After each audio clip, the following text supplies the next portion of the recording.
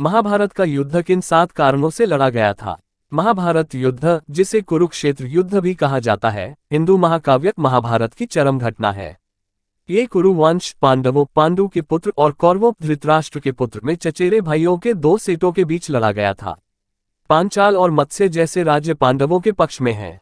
द्वारका के प्रतिनिधि कृष्ण अर्जुन तीसरे पांडव के रथ को चलाते हैं और उनके कारण के लिए उनके समर्थन का संकेत देते हैं। कुरुक्षेत्र के युद्ध के मैदान में 18 दिनों तक युद्ध लड़ा जाता है। यह अंत में पांडवों द्वारा जीता जाता है, लेकिन दोनों पक्षों के जीवन और धन के अथाह विनाश के बाद ही।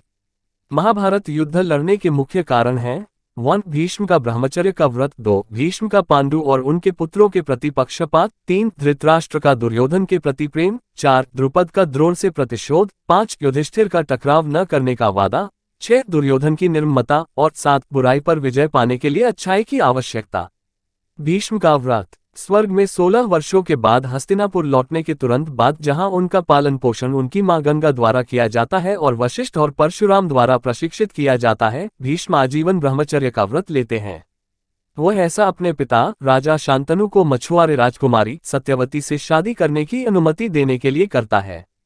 ये कार्य उसे बहुत प्रसिद्धि दिलाता है और वह भीष्म की उपाधि अर्जित करता है, लेकिन ये प्रभावी रूप से उसे कुरु वंश का राजा बनने से रोकता है।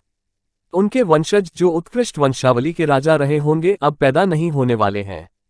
भीष्म की यह प्रतिज्ञा सीधे शांतनु और सत्यवती के बीच विवाह की ओर ले जाती है और पहले चित्रांगदा और बाद में विचित्रवीर्य के सिंहासन पर आसीन होती है। सत्यवती के बच्चे भीष्म के बजाय कुरु वंश के राजा बनते हैं।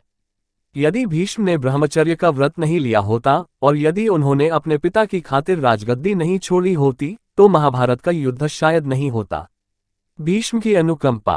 पांडु और धृतराष्ट्र के जन्म के बाद भीष्म पूर्व के प्रति पक्षपात प्रदर्शित करते हैं, भले ही वे छोटे राजकुमार हों। इसका प्रत्यक्ष कारण धृतराष्ट्र का अंधापन बताया गया है। कथा यह है कि एक अंधा लड़का कभी भी एक योग्य राजा नहीं बन सकता है, इसलिए युवा राजकुमार को सिंहासन के लिए तैयार करना ही एकमात्र विकल्प है।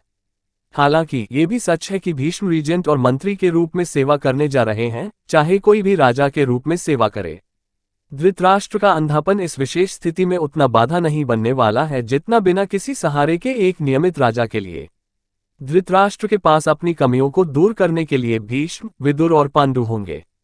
वे चारों आसानी से अपने बीच कर्तव्यों का बंटवारा कर सकते थे और कुरु साम्राज्य को वह शासन दे सकते थे जिसके वह हकदार थे। इसलिए धृतराष्ट्र को राजा की उपाधि देने से सारी राजनीति और भविष्य की अनिश्चितता समाप्त हो जाती।